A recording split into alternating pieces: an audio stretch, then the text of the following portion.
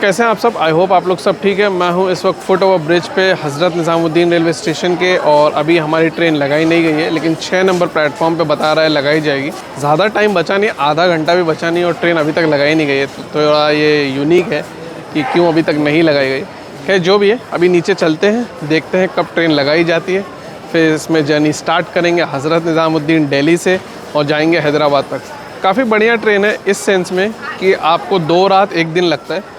तो अगर आपको पूरा दिन दिल्ली में काम करना है और आपको अगर हैदराबाद में भी फुल डे चाहिए तो एक काफ़ी अच्छा ऑप्शन हो जाता है, क्योंकि अगर आप राजधानी एक्सप्रेस से ट्रैवल करेंगे तो आपका आधा दिन दोनों तरफ कम हो जाता है, और अगर आप तेलंगाना एक्सप्रेस से ट्रैवल करेंगे तो उसमें भी आपको फुल डे वर्किंग तो नहीं मिलेगा।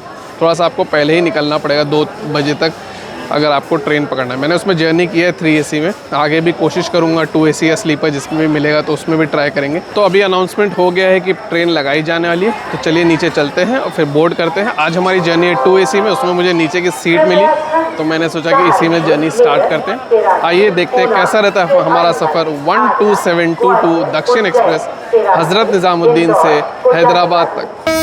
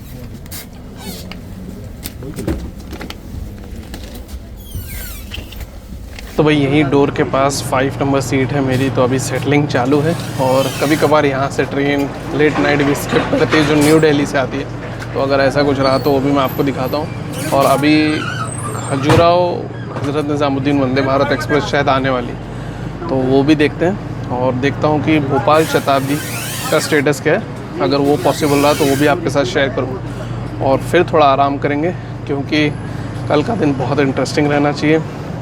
बुधनी घाट जो कि भोपाल और इटारसी के बीच में, वो देखेंगे। नर्मदा नदी का पुल देखने को मिलेगा और इटारसी के बाद भी एक घाट सेक्शन पड़ता है और कर्व्स नज़ारे बहुत इंटरेस्टिंग रहेंगे। देखते हैं कल का दिन जो सबसे इम्पोर्टेंट डे है एक्सप्लोर करने के लिए वो कैसा रहता है, साथ ही साथ आज की रात और कल की रात दोनों रात इसमें कैसी रहती है।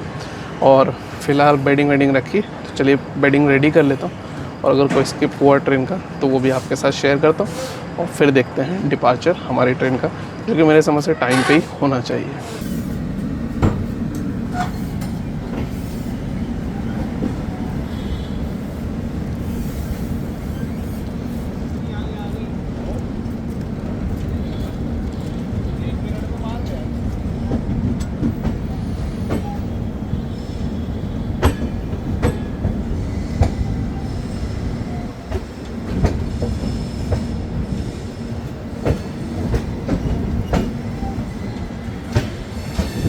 तो हमारी ट्रेन थोड़ा सा लेट डिपार्ट की थी। इंटरेस्टिंग बात यह है कि पेंट्री कार इसमें है और खान पान दिया जा रहा है। तो अगर आपको कहीं से खाना नहीं मिला है और आप एकदम जल्दबाजी में आए हैं और अगर आपको भूख लगी है तो आपको कुछ ऑप्शन मिल जाएगा। वैसे मेरी सजेशन ये है कि आप पेंट्री कार को अवॉइड करिए। जहाँ से भी आ रहे हैं थोड़ा जल्दी निकल जाइए और जो भी खान पान है या तो खा लीजिए, नहीं तो पैक करा लीजिए और यहाँ पे ट्रेन में आके खाइए।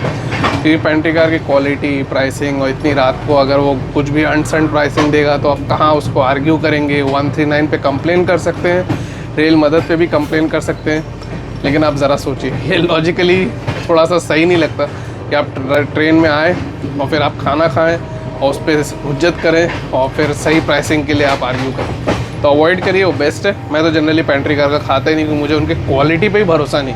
प्राइसिंग तो एक दूसरा ही पहलू है जो कि बहुत ही ख़राब है कि बहुत सारे पेंट्री कार में स्कैम चल रहा है गलत प्राइसिंग का, लेकिन क्वालिटी का भी मुझे कोई एतबार नहीं। मैं कल खान पान क्या अरेंज करूँगा वो आपको दिखाऊँगा।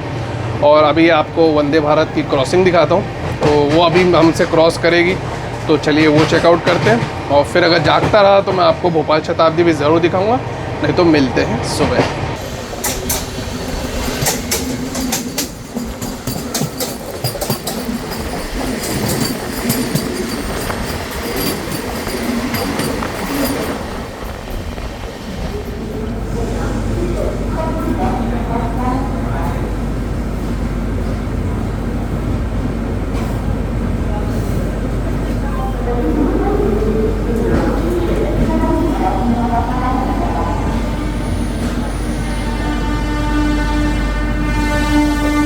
So very good morning. मैं देख रहा था कि क्या क्या स्टॉल्स ये सब हैं, तो थोड़े बहुत स्टॉल्स हैं। तो अगर आपको कुछ नाश्ता पानी, अगर आप जल्दी उठ गए हैं और आपको चाहिए, तो यहाँ पे चाय, नाश्ता, स्नैक्स मिल जाएगा। अगर आप आराम से भी उठ रहे हैं तो भी भोपाल पे बहुत ही अच्छा टाइम रहेगा। 9 बजे के आसपास हम पहुँचेंगे या 9 के बाद ही, तो आप वहाँ से भी खाना मंगवा भी सकते हो नाश्ते में। और दूसरी चीज़, कुछ ना कुछ आपको स्टॉल से भी वहाँ पे मिल जाएगा। चलिए यहाँ से देखते हैं जर्नी कैसे रहती है आगे भोपाल तक। 3 स्टॉप है बीच में, वो भी मैं आपके साथ शेयर करूँगा, और कुछ क्रॉसिंग्स और सीन्स देखेंगे। और नींद के बारे में आपको बताऊँ तो नींद कंफर्टेबल थी, लेकिन डिस्टर्बेंस है। 2 AC तक में डिस्टर्बेंस था। रात को मैंने सोचा कि फरीदाबाद और बल्लभगढ़ भी चेकआउट कर लेते हैं, लेकिन RPF थी, तो सिक्योरिटी पॉइंट ऑफ व्यू से भी रात को RPF रहती है। एटलीस्ट 2 AC में तो थी। और भाई उन्होंने डोर बंद कर दिया, तो भाई हमने कुछ उनके काम में इंटरफेयर नहीं करना था, तो इसलिए आके सो गए। और सुबह भी पता नहीं कहाँ पे थे, शायद हम ललितपुर या उससे पहले थे, तो वहाँ पे डिस्टर्बेंस हुआ था। उसी के बाद मैं थोड़ा सा फ्रेशन अप भी होने उठ गया कि बोला चलो अब थोड़ा देखते हैं बाहर। थोड़ी अपनी खुद की चाय थी तो वो भी पी लिए। अब इंजॉय करते हैं बाहर कुछ सीन्स। और अगर आपको ये शिकायत है कि भाई दिल्ली के बाद डायरेक्ट बीना दिखा रहे हैं, तो भाई मैं बता सकता हूँ कि एटलीस्ट मेरी इस जर्नी में RPF आपको डोर वोर नहीं ओपन करने देगा। तो भाई आपको भी ये एक्सपेक्टेड हो सकता है, और मेरा भी यही रिकमेंडेशन है, रात के टाइम अननेसेसरी डोर मत ओपन करिए, आराम करिए और दिन के उजाले में एंजॉय करिए जो भी देखना है। मेरे साथ भी आप एंजॉय करिए। और चलिए देखते हैं कैसा रहता है सीन्स, क्रॉसिंग्स, स्केप्स, बहुत कुछ देखने को मिलेगा। और भोपाल के बाद तो घाट सेक्शन है, वो तो काफ़ी अच्छा रहता है, वो तो आपके साथ शेयर करेंगे ही। साथ ही साथ इटारसी के बाद भी रहेगा। बीच में खान पान के लिए क्या अरेंज करूँगा मैं, वो भी मैं आपके साथ शेयर करूँगा। नाश्ते का मैंने कुछ सोचा नहीं है ज़्यादा ख़रीदने का, क्योंकि मेरे पास कुछ सामान पहले से ही है। तो अभी इसी दरमियान यहाँ से भोपाल के बीच में कुछ चीज़ें भी देखूँगा, मैं आपके साथ शेयर करूँगा, और साथ ही साथ थोड़ा बहुत नाश्ता कर लेंगे। चलिए एंजॉय करते हैं भोपाल तक कैसा रहता है हमारा सफ़र।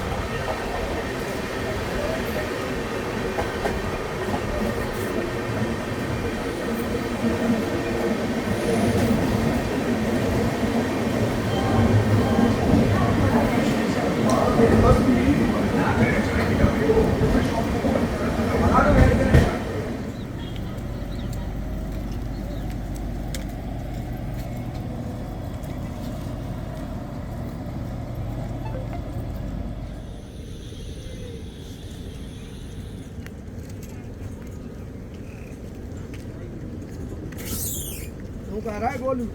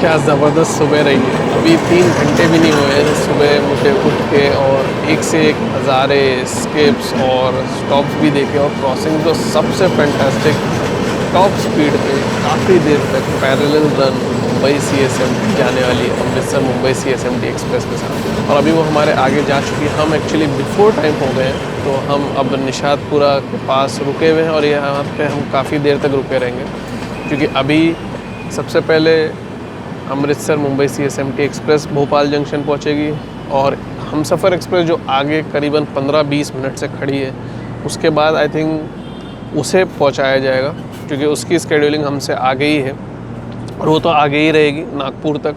उसके स्टॉप्स भी हमसे कम है, और फिर हम पहुंचेंगे। तो मुझे तो लग रहा है हम भोपाल पे लेट ही पहुंचेंगे। तो ये होता है। एक्चुअली प्रॉब्लम ये है कि जब ट्रेन भोपाल से इटारसी की तरफ जाती है, तो प्लेटफॉर्म नंबर 1 ही मेन पड़ता है जिस पे ट्रेन्स अराइव करती हैं टूवर्ड्स इटारसी। तो वो एक ही पढ़ने की वजह से क्या होता है कि कंजेशन पीछे की तरफ हो जाता है। मल्टीपल लाइन से लेकिन उतना बेनिफिट नहीं उठ पाता है। इस मल्टीपल लाइन का बेसिकली यही बेनिफिट हो पाता है कि अगर कोई पीछे से फास्ट ट्रेन आ रही है, उसकी स्केड्यूलिंग आगे वो थोड़ा सा लेट है, तो उसको आगे पहुंचा देते हैं। फ़िलहाल मैंने नाश्ता नहीं किया है, तो मैं सोच रहा हूँ अभी फटाफट नाश्ता कर लेते हैं जब तक कि हम भोपाल पहुँचते हैं, क्योंकि अब यहाँ पे तो खड़ी रहेगी, और मुझे लगता है कम से कम 15 मिनट तो खड़ी ही रहेगी। तो 9:40 का अराइवल है, 2 किलोमीटर भी यहाँ से भोपाल नहीं है। तो देखते हैं कब पहुँचते हैं भोपाल। वैसे अभी अगर अमृतसर एक्सप्रेस पहुँचेगी और फिर वो हमसफ़र एक्सप्रेस पहुँचेगी, तो उनका हॉल्ट कंप्लीट होगा, फिर हम पहुँचेंगे। तो मुझे इस बात पे डाउट नहीं है कि हम 9:40 के बजाय 9:50 पे भी अगर पहुँचे भोपाल, तो कुछ बोल नहीं सकते। तो देखते हैं कब पहुँचते हैं, नाश्ता कंप्लीट करते हैं, और उसके बाद भोपाल के बाद एक्सप्लोर करते हैं। और भोपाल पे अगर आपको चाहिए तो बहुत सारे आइटम्स मिल जाएंगे, स्टॉल्स है, ऑनलाइन भी आप मंगा सकते हो। और वहाँ पे मैंने एक बार ब्रेड ऑमलेट भी ट्राई किया था जब मैं मंगला लक्षद्वीप एक्सप्रेस में ट्रैवल कर रहा था। डिसेंट था। तो अगर आपको ट्राई करना हो तो वो भी कर सकते हो। मेरा अभी फ़िलहाल मन नहीं, मैंने सोचा है कि इटारसी में पहुँच के थोड़ा ब्रेड ऑमलेट वो सब देखा जाएगा। वहाँ का मुझे काफ़ी अच्छा लगा, सिर्फ प्लेटफॉर्म नंबर 1 का बढ़िया नहीं था। अब देखते हैं कब पहुँचते हैं भोपाल, और फिर उसके आगे जर्नी प्रोसीड करते हैं।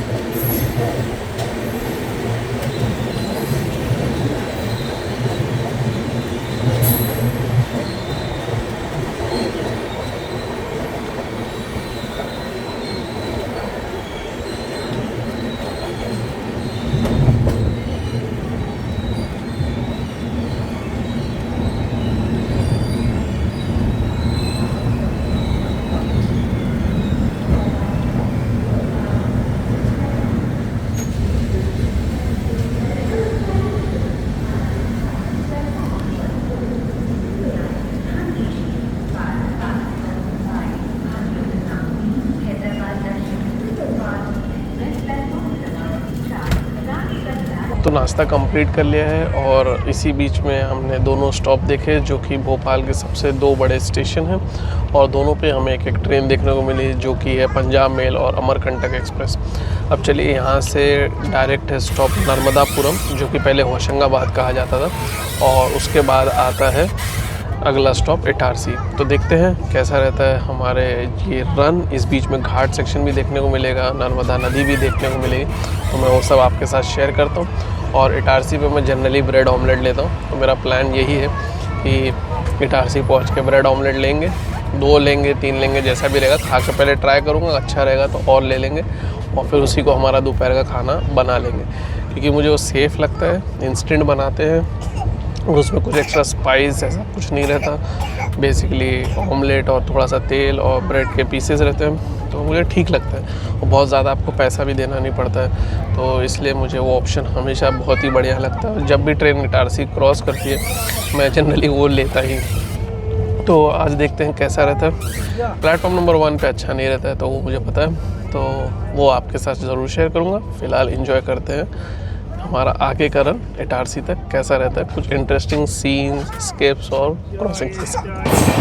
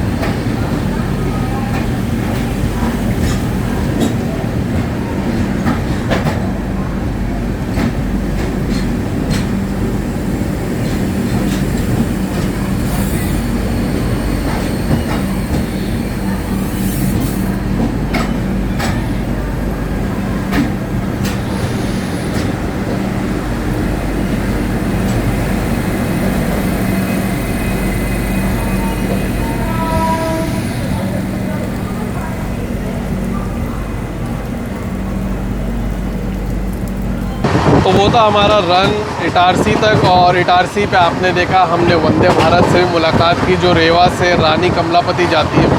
वो पहले एक्चुअली जबलपुर से स्टार्ट की गई थी, फिर उसको एक्सटेंड कर दी रेवा तक। ऑमलेट लिया, लेकिन ऑमलेट लेने में भले हमारी ट्रेन बिफोर टाइम पहुंची थी, फिर भी काफ़ी टाइम लग गया, क्योंकि मुझे काफ़ी पीछे जाना पड़ा। हमारा कोच काफ़ी आगे, और वहाँ पे स्टॉल्स पे जो ब्रेड ऑमलेट थे मुझे कुछ खास लग नहीं रहे थे। तो मैंने ऑमलेट ले लिया है, अब उसको मैं फिनिश करता हूँ, और फिर उसके बाद हम इंजॉय करते हैं बाहर कुछ पहाड़ के नज़ारे। इटारसी से नागपुर के बीच में 3-4 स्टॉप्स है, तो वो भी मैं आपको दिखाऊंगा, उसका अराइवल और डिपार्चर। पहले मैं खाना फिनिश कर लेता हूँ, क्योंकि यही मैंने अपना दोपहर का खाना भी रखा है। तो अभी इंजॉय करते हैं कुछ नज़ारे खाने के बाद।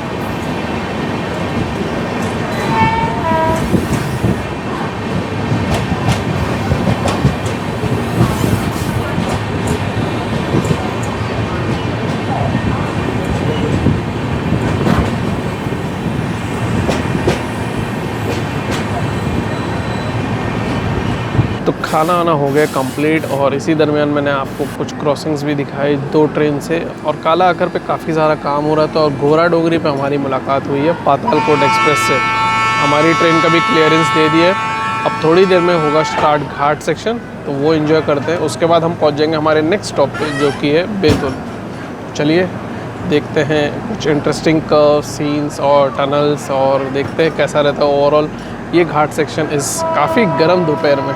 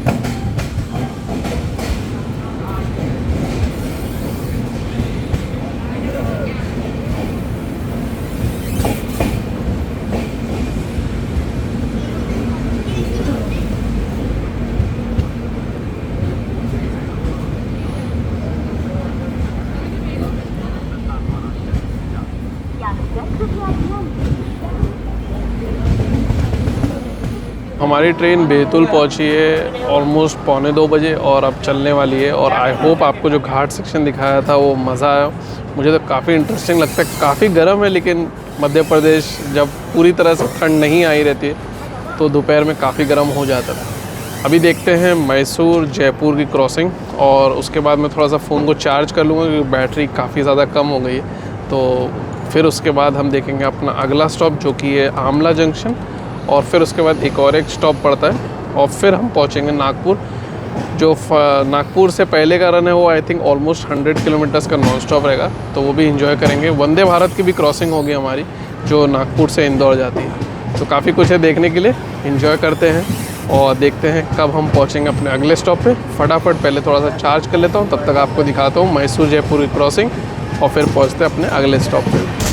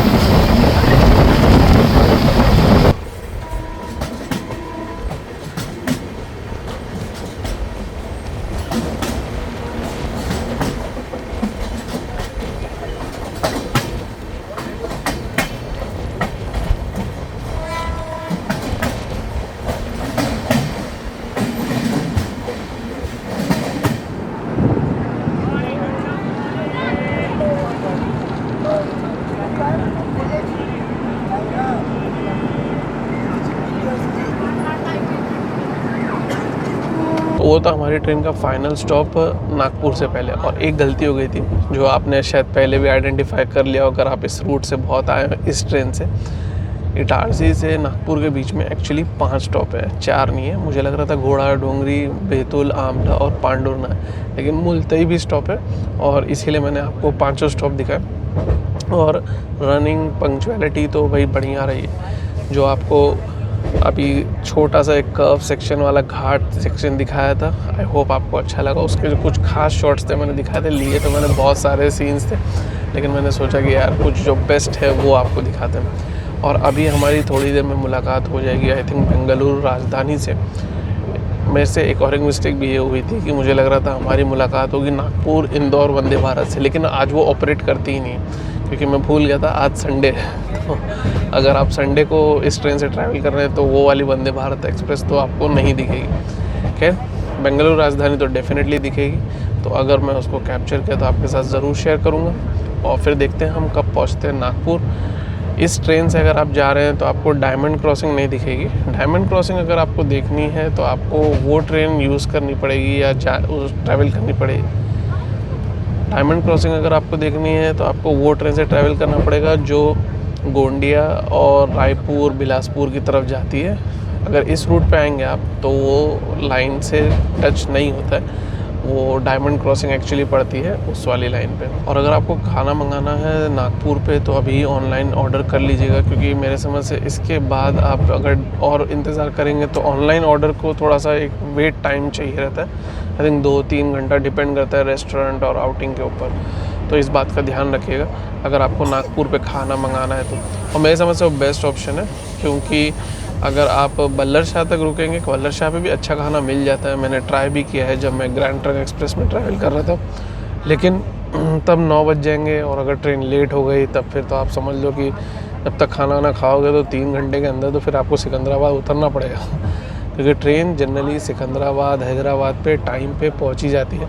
वो काफ़ी अर्ली मॉर्निंग है तो थोड़ा जल्दी भी सोना पड़ता है। बारिश शुरू हो गई, अभी ये रुकती है तो तब तक थोड़ा इंतज़ार करते हैं, फिर उसके बाद बाहर चलते हैं और कुछ स्टेटस भी ट्रेन के चेक कर लेता हूँ। तो देखते हैं कौन सी क्रॉसिंग्स और स्क्रिप्ट्स देखने को मिलती है इससे पहले कि हम पहुँचते हैं नागपुर।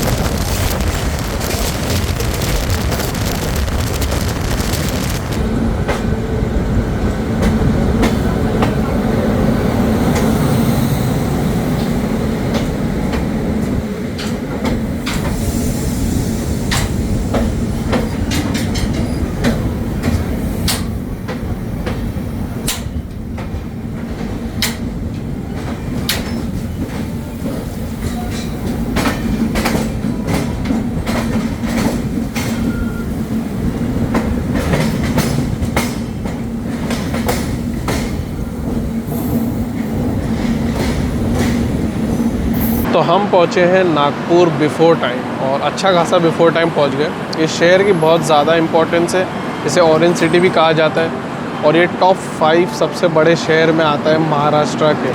और यहाँ पे सब ट्रेन रुकती है, कोई भी ट्रेन नागपुर बिना रुके नहीं जाती है। इस शहर की इम्पोर्टेंस अलग है, डेवलपमेंट अलग है, मेट्रो भी चलती है यहाँ पे और इसका स्केल बहुत ही बड़ा है और हर एस्पेक्ट से इम्पोर्टेंट है। यहाँ रिलीजियस पर्सपेक्टिव से भी इम्पोर्टेंट है, पॉलिटिकली भी इम्पोर्टेंट है, एजुकेशन, स्पोर्ट्स।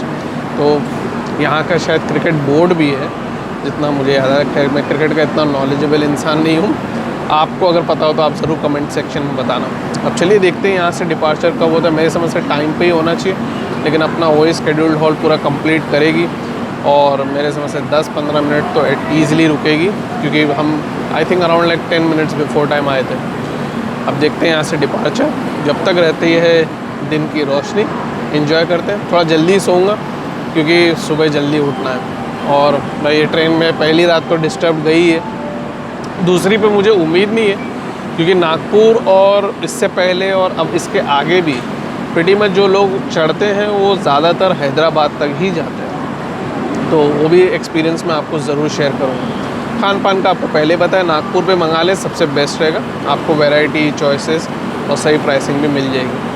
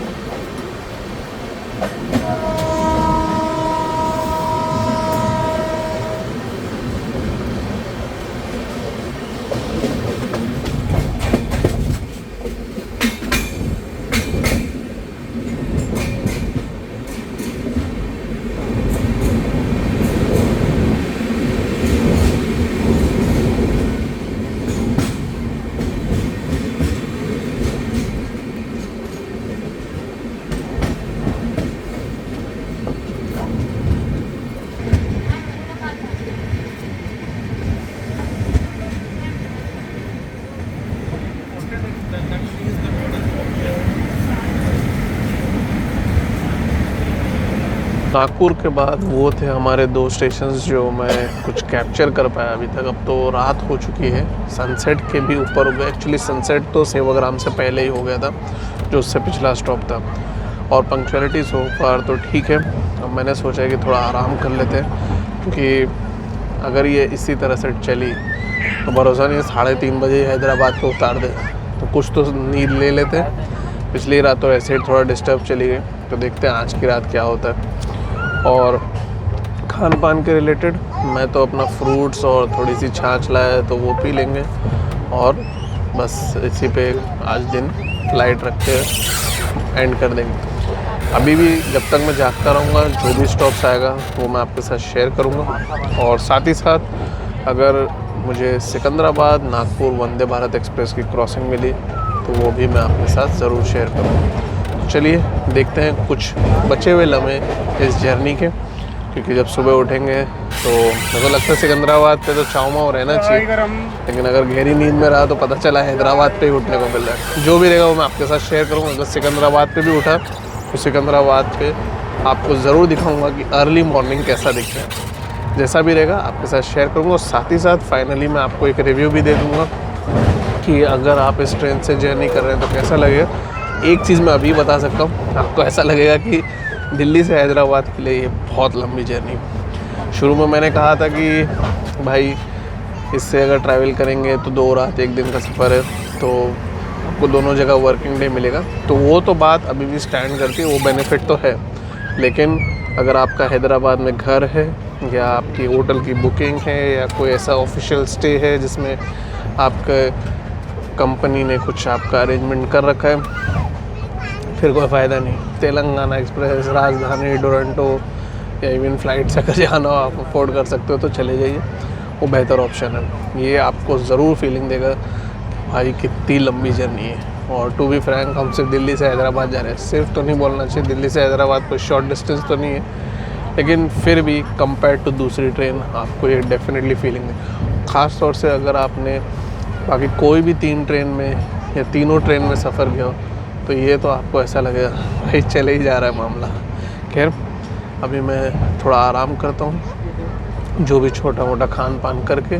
और अभी जो अगला स्टॉप है उसके बाद आगे के कोई भी स्टॉप्स में जागता रहा या उठा भी तो भी मैं आपके साथ शेयर करने की पूरी कोशिश करूँगा। और फिर मैं सुबह आपको फाइनली रिव्यू देता हूँ। तो फ़िलहाल के लिए गुड नाइट। आई होप आपको आज का दिन पसंद आया हो इस जर्नी का। और अगर कोई सजेशन फीडबैक हो तो कमेंट सेक्शन ज़रूर बताइएगा। साथ ही साथ अगर आपकी ये शिकायत है यार ये स्टॉप नहीं दिखा है, वो नहीं दिखा है, तो फिक्र मत करिए।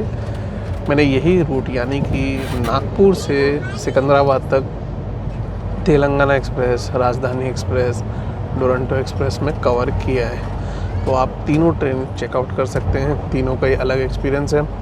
और अगर मौका मिला तो तेलंगाना एक्सप्रेस में चांसेस है कि फिर से एक बार जर्नी दिल्ली से हैदराबाद की होगी। तो ये जर्नी के बाद अगर वो जर्नी हुई तो डेफिनेटली एक पॉजिटिव तो प्लस बहुत बड़ा रहेगा कि 2 रात तो नहीं बितानी पड़ेगी शायद। जो भी रहेगा देखते हैं। खैर फ़िलहाल के लिए गुड नाइट, मिलते हैं सुबह।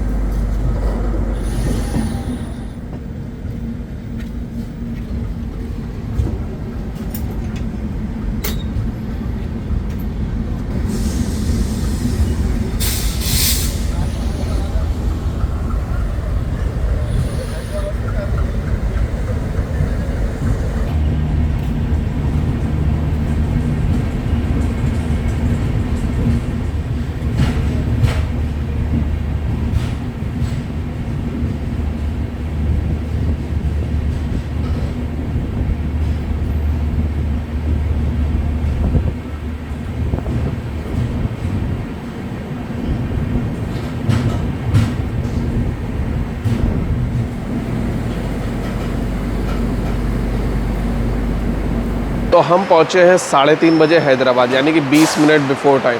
और सिकंदराबाद पे भी ज़्यादा देर ट्रेन रुकी नहीं थी और काफ़ी लोग वहीं उतर जाते हैं। वैसे हर ट्रेन के साथ ज़्यादातर वही होता है, क्योंकि वहाँ से कनेक्टिविटी बस मेट्रो दोनों की मिल जाती है और साथ ही साथ कैब रिक्शा भी मिल जाता है। वैसे तो यहाँ से भी मिल जाता है, लेकिन ये ऐसा मुझे एक को पैसेंजर हैदराबाद के बता रहे थे कि जो बस का रूट है उसमें मिड रूट पड़ता है ये, तो वो स्टार्टिंग पॉइंट पड़ता है, तो इसलिए बहुत बड़ा फ़र्क है। खैर ये कुछ बात हो गई सिकंदराबाद की। ट्रेन का रिव्यू दे दूँ, सफाई मेंटेन्ड है, सेफ्टी पिछली रात को थी आरपीएफ, आज की रात नहीं थी, तो थोड़ा वियर्ड था। मुझे लग रहा था आज की रात भी रहना चाहिए था, लेकिन खैर आज की रात कोई ऐसा आरपीएफ मेरे को दिख ही नहीं। और खान पान के बारे में तो ऑप्शंस आपको बता ही चुका हूँ। पेंट्री कार है तो बिल मंगवाइए, नहीं दे रहे हैं तो कंप्लेन कर दीजिए। और फाइनली पंक्चुअलिटी, भाई अगर ठंडी नहीं है तो इस ट्रेन के साथ आप टेंशन मत लीजिए। हैदराबाद ही अगर थोड़ा लेट भी पहुंची तो भी आपको कोई दिक्कत नहीं होगी। तो ये था मेरा ओवरऑल रिव्यू इस ट्रेन का। इस जर्नी की रिक्वेस्ट भी आई थी, तो मैंने सोचा कि इसको कंप्लीट कर देते हैं और इससे ट्रैवल कर लेते हैं। एक ही चीज़ कहूँगा कि आपको ये ज़रूर फील होगा कि दिल्ली से हैदराबाद आ रहे हैं तो ये कुछ जर्नी कुछ ज़्यादा ही लंबी हो जाएगी। लेकिन अगर आपके पास कोई और ऑप्शन नहीं है और या आपकी कोई सीट चॉइसेस के हिसाब से लेना है तो ठीक ट्रेन। फिर भी कोई सवाल हो, कोई सजेशन हो, कोई क्वेश्चन हो तो कमेंट सेक्शन ज़रूर बताइएगा। अपना ख्याल रखिएगा, ट्रैवल करें सेफली। चैनल पे नए हैं तो सब्सक्राइब करना ना भूलें, और अभी तक आपने देखा तो बहुत बहुत धन्यवाद। वीडियो पसंद आया तो लाइक बटन ज़रूर दबाएं। मिलेंगे फिर कोई नई जर्नी में, तब तक मुस्कुराते रहें, ट्रैवल करें सेफली।